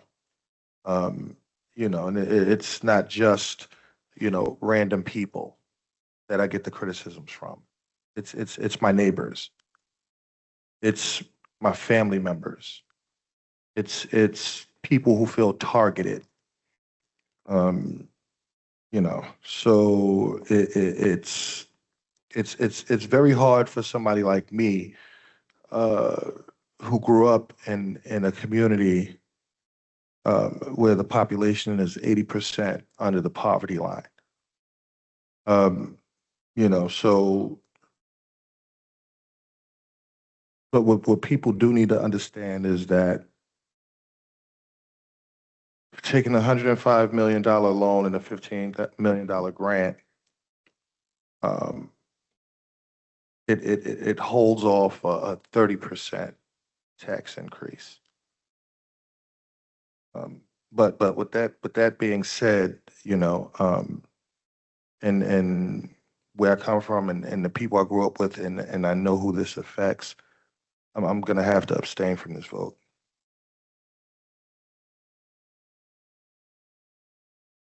Councilperson Navarro. So someone who's no longer in this room tonight asked, why won't you answer us when we ask you questions? So I just wanted to address that first. The council president answered the question and I support a response. But to those who have the same question, and I know that response may have rung hollow when your government is asking you to pay more, I'll only say that if anyone wants an answer that you don't think was answered tonight, whether you're viewing this or watching it on YouTube, whatever the case, my door is open, my email is open, and if you bring me a question, you'll get a real answer. My staff is here, if you can just raise your hands, and they will take your contact information and we will follow up with you if you're still here and you had questions. So let me begin by saying to the residents who came out again tonight and over the past several months to be heard, I have been listening.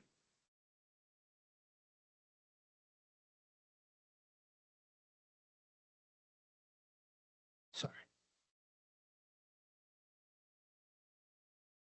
I heard the fear.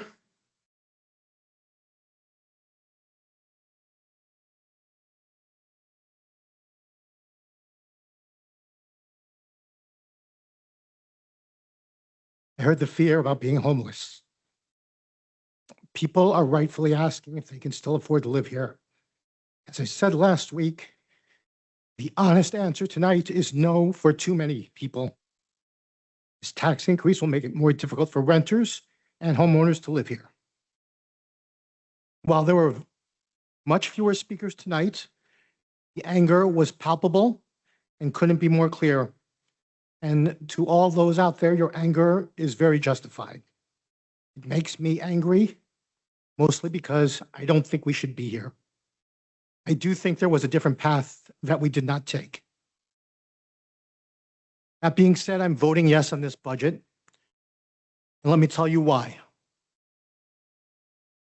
Over a month ago, a person I respect, someone who has given a lifetime of public service, told me something that has stayed with me. Sometimes you vote for something you don't want. It is more important to be at the table. So tonight I'm voting yes so that I can stay at the table with my colleagues, at the table with the administration, even though I disagree with their approach to this budget. And I do not believe we needed to reach a point of raising taxes by more than 15%. And to be at the table with our partners at the state, at the Division of Local Government Services, who, as my colleague, Councilman Griffin said, we visited today and who are working with us to get this city out of the mess we are in. Because it's inside of partnership is where the real help for our residents can come from. And as Councilman Griffin and I has said, I and my council colleagues are working with the state to bring direct service programs back to Jersey City, help for families with things like energy and weatherization assistance, and other resources to help offset day-to-day expenses. I want to thank the Assemblyman Jerry Walker for helping open that door today. And there are no promises tonight, but there is a path, and I intend to walk it with the people of this city. And let me say this. The blame game ends with this budget. For months, we have heard whose fault this is: the last administration, the state, forces beyond our control. With this final budget and this 15% tax increase now belong to us, the people who passed them, the mayor and the city council. I include myself in that. I own my vote. And owning it means being honest. I do not believe we needed to be here asking residents to bear an increase this steep. And it also means that I will carry that conviction into every budget that follows. I went through this budget line by line and proposed revenue increases that reduced this tax increase by a minuscule 0.35%. I fought with my colleagues to fund right to counsel so a tenant does not face eviction alone. And I fought to bring back the workers who were laid off on July 10th, who also, this is not their fault at all, and are bearing the brunt of this. Let me be honest with those workers because they deserve honesty. While funding was restored for some of the positions that were cut, but not most of them, and even those positions still have to be posted through civil service. So my work will not end with this vote. I'll be watching those postings and urge those who lost their jobs to apply for them. And I will push to make sure that those people who lost their jobs get a real and fair chance to come back. And we need more than a lawyer at the courthouse door. We need foreclosure assistance and rental assistance, help for families before they ever receive the eviction notice. We will work with our state delegation and our partners at DCA and New Jersey HMFA to bring those resources to Jersey City. I tried my best to fight for the people.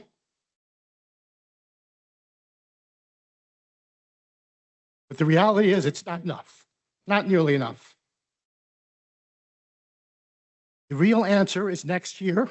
At this point, the 2027 budget cannot be one that this council inherits, not from this administration, and not from the mess the city was left by the previous administration.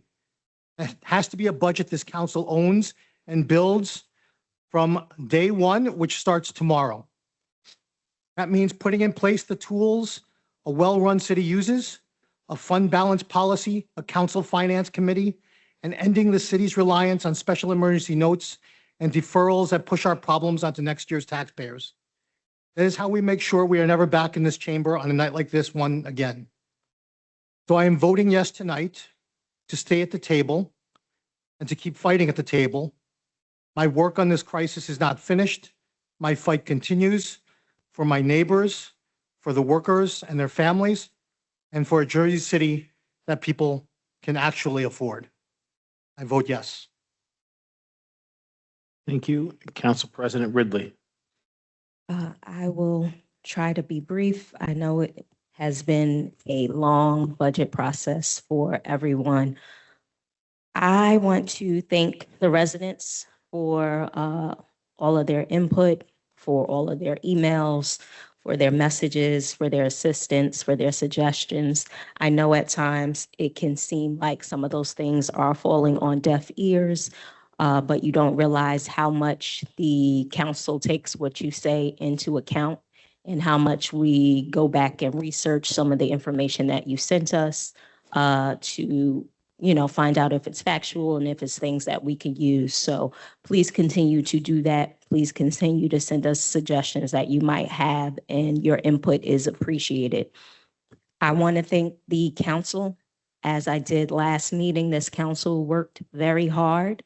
This is a difficult budget for an inexperienced council. So to have so many new council members up here at a time where this budget is not ideal takes a lot of work, takes a lot of commitment, takes a lot of sacrifice. So I thank them for all of their work through this process. Thank you to the administration for all of the work that you did, for taking the time to meet with the council and make sure that we had proper understandings of what was going on in the budget, what your plans are, what your plans will be moving forward. And we want to keep the lines of communications open. And we hope that we have the same goal of lessening burdens on our taxpaying residents. Thank you to our state electeds who also pushed down in Trenton to get us the funding.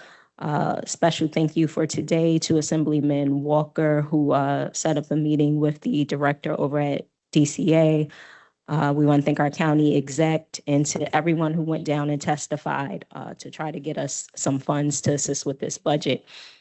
And I'm just going to focus on next steps because I think the council has expressed sentiments that we all share.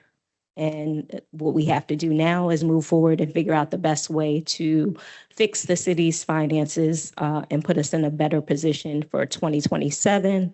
We are forming a council finance committee. You will see a resolution for that on the next council agenda. We are establishing terms for us to increase and regulate use of our fund balance and our surplus. You will see legislation for that. And as Councilman Lavarro said, we have a commitment from this council to work on 2027 now. To the best of our ability with the information that we have, we will begin that work for 2027. So it starts tomorrow. Some of the things that I've been discussing with the state, as I said last meeting, was ways to improve the current loan terms. We are still pushing for some of that. We know that the current terms would have payments that would start next year. If we can hold those off any further, we are pushing for that.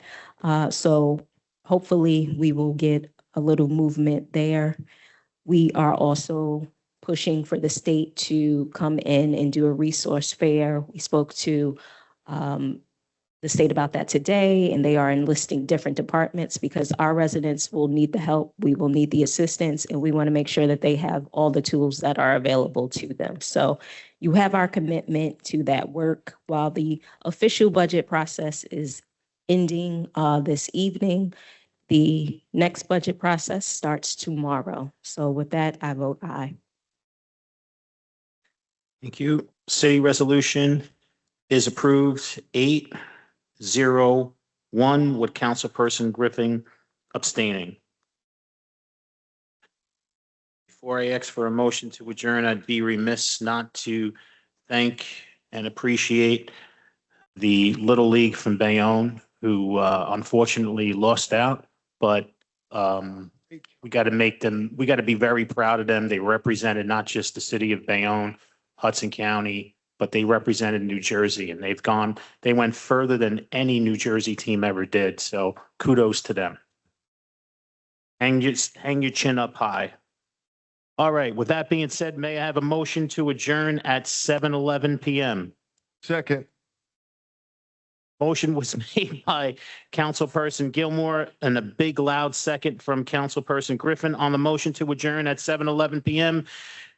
All council members present by acclamation, please say aye. Aye. We are out of here at 7:11 p.m. Thank you so much, everyone in attendance and everyone watching at home.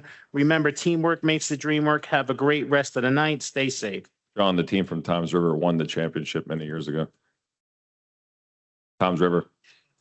Yeah. Thanks for saying that on the record. I had to correct it. It was actually off the record, meaning it's ended, so you're safe.